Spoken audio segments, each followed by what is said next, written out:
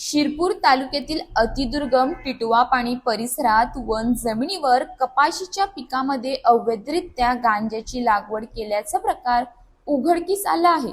शिरपूर तालुका पोलिसांनी धडक कारवाई करत 2 स्वतंत्र शेतांमधून तब्बल 480 किलो गांजाचे पीक जप्त केले असून त्याची अंदाजे किंमत 24 लाख रुपये आहे।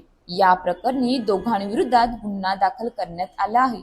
शिरपूर तालुक्यातील टिटवा पाणी परिसरातील वन जमिनीवर गांजाची शेती केली जात असल्याची गोपनीय माहिती शिरपूर तालुका पोलीस ठाण्याचे निरीक्षक जयपाल हिरे यांना मिळाली होती। माहितीची खात्री केल्यानंतर त्यांनी वरिष्ठ अधिकाऱ्यांना यावत माहिती देत कारवाईचे नियोजन केले। पोलीस अधीक्षक विशाल आनंद, अप्पर पोलीस अधीक्षक अजय देवरे आणि उपविभागीय पोलीस अधिकारी सुधीर पाटील यांच्या मार्गदर्शनाखाली पोलीस उपनिरीक्षक मनोज कचरे, पोलीस उपनिरीक्षक मिलिंद पवार तसेच पोलीस अंमलदारांच्या पथकाने टिटवा पाणी परिसरात छापा टाकला। कारवाई दरम्यान मदन भरतसिंग पावरा आणि अमित पावरा यांच्या ताब्यातील वन जमिनीवर कपाशीच्या पिकांमध्ये गांजा सदृश कॅनॅबिस वनस्पतीची लागवड केल्याचे आढळून आले।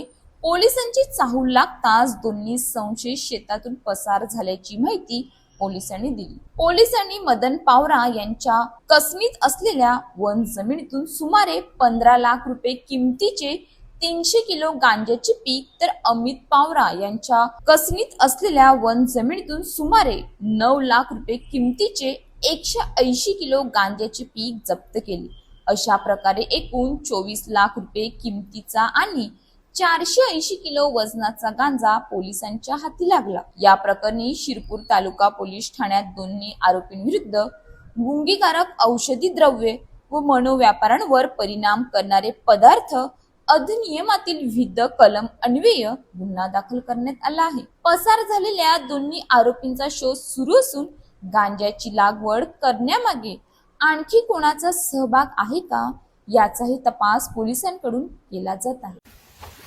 हे 2 झाड सोडून परत गांजा, परत 2 झाड सोडून गांजा, परत हे 2 झाड सोडून इकडे गांजा, परत असा गांजा, इकडे 2 झाड सोडून गांजा, इकडे पुन्हा 2 झाड सोडून गांजा, हे 2 झाड सोडून परत गांजा,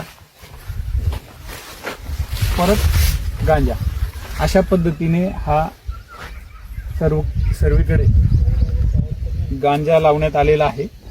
आणि या ठिकाणी शिरपूर तालुका पोलीस स्टेशनचे सगळी टीम रेडसाठी आलेली आहे।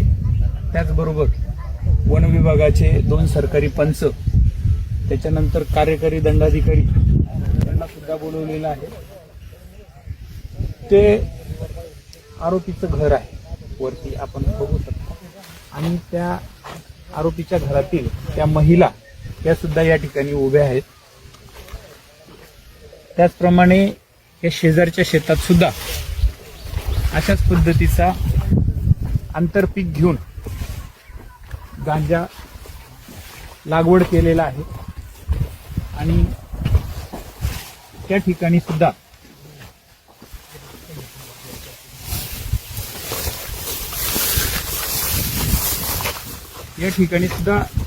आता हे गांजा आहे। अशाच ताज्या बातम्यांसाठी आमच्या न्यूज पोलीस रिपोर्टर चॅनलला लगेच सबस्क्राईब करा आणि बेल आयकॉन दाबायला विसरू नका।